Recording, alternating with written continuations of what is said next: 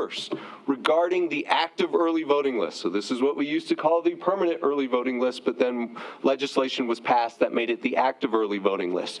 As to the difference of that hasn't come into play yet, so we're not going to touch on that one. Ballots are mailed out, as Scott mentioned, on October 12th. If you removed yourself from ABLE after September 23rd, however, you will still receive a ballot by mail. And that's because that's when we send the list to the printer of the 1.9 million registered ABLE voters so that they can get ready for that October 12th mailing. That's allowed by ARS section 16544 subsection F. So something that we do. So if you remove yourself from ABLE on October 11th, you're still going to be getting a ballot by mail. Second, if you received a mail ballot but still want to vote in person, that's totally fine. You don't need to do anything special. As soon as you check into a voting location, any previous ballot packets issued to you will they'll become inactivated, they'll become dead. And that's because we don't accept loose ballots.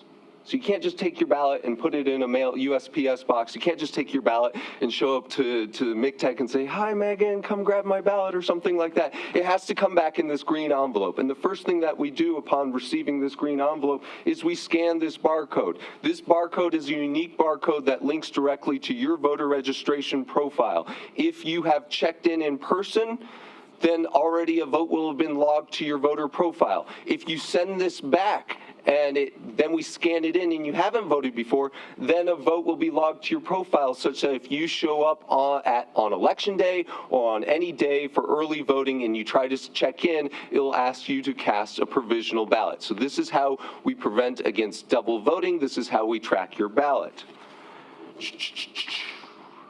3. If you have moved away for the summer, lucky you, but you must email or call us if you want your ballot sent to a different location. USPS does not automatically forward election mail. So even if you've said, send my Town and Country or ESPN magazine or Sports Illustrated, they still have Sports Illustrated magazines? I don't know. But so while all of that might get forwarded to your lovely rustic estate in North Dakota or wherever it is, your ballot by mail will not go automatically there. So you have to contact our office.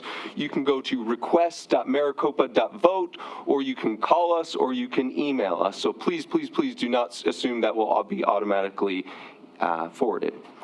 Fourth, if you request a second ballot packet, so you got your first one, then you tore the ballot, or you spilled coffee on it, or you did any of the many of hundreds of weird things that Ray has seen over the last years while working in elections, then you're welcome to request another mail ballot. That's okay, as long as you do it before that 10-day deadline that Scott mentioned. But when we send out a new packet, this yellow packet, please use the green return envelope in this packet because, again, that first packet, that first return envelope is deactivated, so we ask that you use the second packet in the second envelope.